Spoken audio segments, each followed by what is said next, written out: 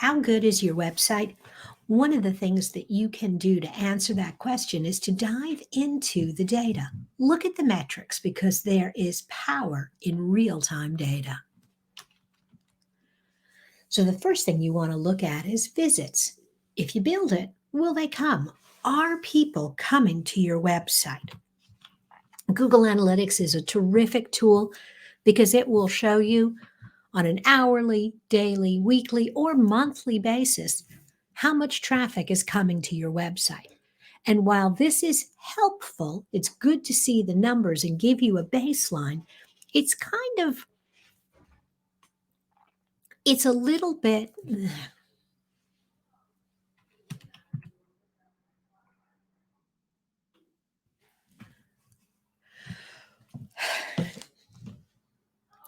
one of the best ways to evaluate your website is to look at the data. Are people coming to your site? What pages are they looking at? And where are they coming from? And so let's start with visits. You've built this website. Is anyone coming? Google Analytics is a free tool that will allow you to evaluate the performance of your website on a daily or an hourly, daily, weekly, or monthly basis. You can see, is your traffic going up? Is it going down? You can see how it fluctuates based on the day of the week. You can take a look at how many sessions you have overall. You can look at the number of users. These are the number of people that have come to your site. You can see page views and how long people are spending on the site. However, this is kind of limited because what you're not getting is any perspective. Is this really better or worse than it used to be? To answer that question, you want to do a year-over-year comparison. And in this instance, that orange line is last year's performance and the blue line is this year's performance. To me, this is a huge warning flag that whatever you were doing a year ago, you're not doing as well now. You're not getting as many people coming. They're not spending time. All of the numbers are down. Now, that's not what you're hoping for. You're hoping to see that blue line on top of the orange line, but it gives you an opportunity to make changes. It gives you an opportunity to figure out what's going on. Ways that you can increase your page views, getting people to look at more pages and spend more time on your site. Number one is actually to limit choices. When I get to the bottom of the page, give me one thing I need to do. Make sure, and we've talked about this before, that you improve your load speed. Make sure it's a great mobile experience. Simplify your navigation and define clear next steps. If I know I'm going down this funnel and this is what I do next and this is what I do next, and you give me a good reason to keep going, I'm going to stay on the site longer and look at more pages. The next thing you really want to look at is acquisition. How did people find you? How did they come to your website? And again, this information is available on Google. You can see how much is coming from organic. This will tell you if your SEO is working. Direct, social, referral, email, and other traffic. For many businesses, direct traffic is often bigger than organic.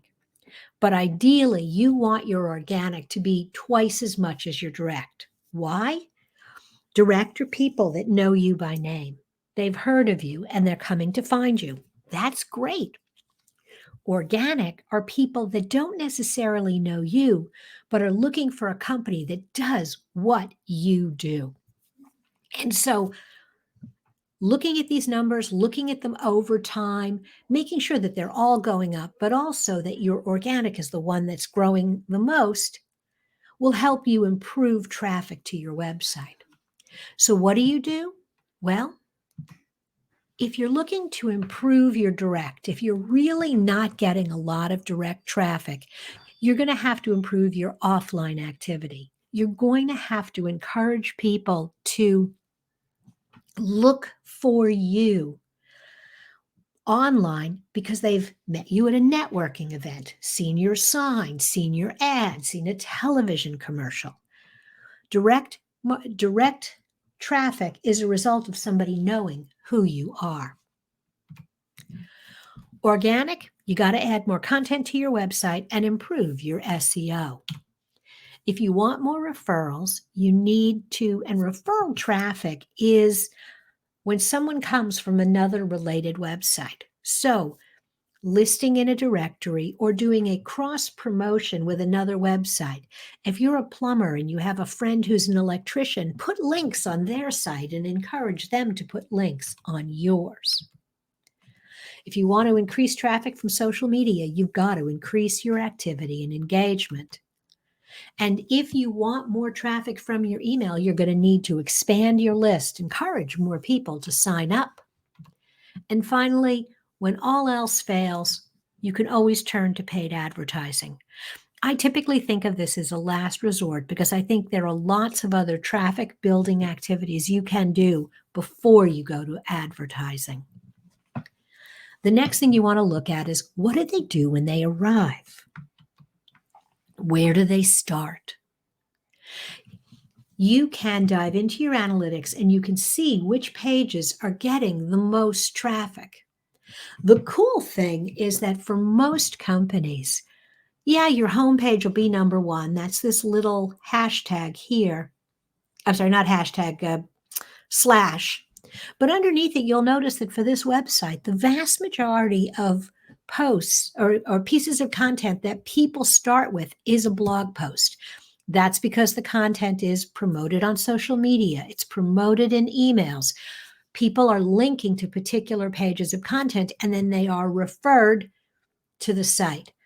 So when you know where people are starting, those are the pages you want to check and make sure that you've got great next steps when they come. Where do they go? Google Analytics will tell you what the next stop along the way is. And again, if people are not going to the pages you want them to go to, here's your opportunity to adjust what the call to action is at the bottom of your most popular pages. And finally, what's the last page? Where do people go before they leave? This is a place where you can begin to look at a better offer, a better call to action to keep them engaged and on the site. If you want to increase interest in your site,